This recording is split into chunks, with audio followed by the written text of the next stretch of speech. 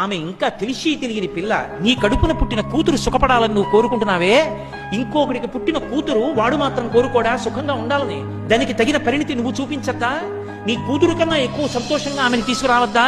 ఇంటి పేరు వదిలిపెట్టేసిందే, గోత్రం వదిలిపెట్టేసిందే, పిచ్చి పిల్ల అందరినీ వదిలిపెట్టేసిందే, కొడుకు చిటికిన వేలు పట్టుకుని నీ ఇంటికి వచ్చేసింది. తను కష్టపడి పునర్జన్మల నిద్దురంతా పోగొట్టుకుని పిల్లాన్ని కంటే ఎత్తుకుని తీసుకొచ్చి మామయ్య గారు మీ మనవడని నా చేతుల్లో పెట్టింది. నా ఇంటి పేరుకు మనవడు, నా వంశానికి మనవడు, నా మనవడు అంటున్నా. ఆడపిల్ల తండ్రి పేరుకు పాపం నా మనవడన్నా. ఆయన ఇంటి పేరు ఉందా? ఆయన గోత్రం ఉందా? నా ఇంటి పేరు, నా గోత్రం, నా కోడలుగా అలా నిలబడిపోయిందే నా ఇంటి కోసం. నన్ను ఎవరైనా ఒక్క మాట అంటే నిన్న కాక మొన్న వచ్చిన పిల్ల మా మామయ్య గారిని అంటారా అని పొడి చేసుకుంటోందే. అంతటి ప్రేమైకమూర్తి. ఆ పిల్ల క్షేమంగా ఉండాలని నువ్వు ఎందుకు కోరుకు నీ కొడుకుతో మాట్లాడవు? ఎందుకు బయట వాళ్ళతో మాట్లాడేటప్పుడు అమ్మా నాకు మంచి కోడలు వచ్చిందని ఒక్క మాట ఎందుకు అనలేవు? ఇంత వయసు వచ్చి నువ్వే ఎన్నో లోపాలతో ఉన్నావే, నిన్న కాక మొన్న వచ్చిన పిల్లల లోపాలు ఎందుకు చూస్తావు? నీ కూతురైతే దిద్దవా?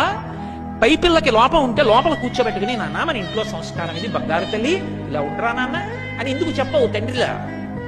నీకు లేని నాడు వాళ్ళిద్దరు ఎలా సంతోషంగా కలిసి ఉంటారు? నువ్వు నీ వియ్యకుడితో కలిసి ఉండి నీ వియ్యపురాలతో కలిసి ఉంటే కదా వాళ్ళిద్దరూ కలిసి ఉండేది.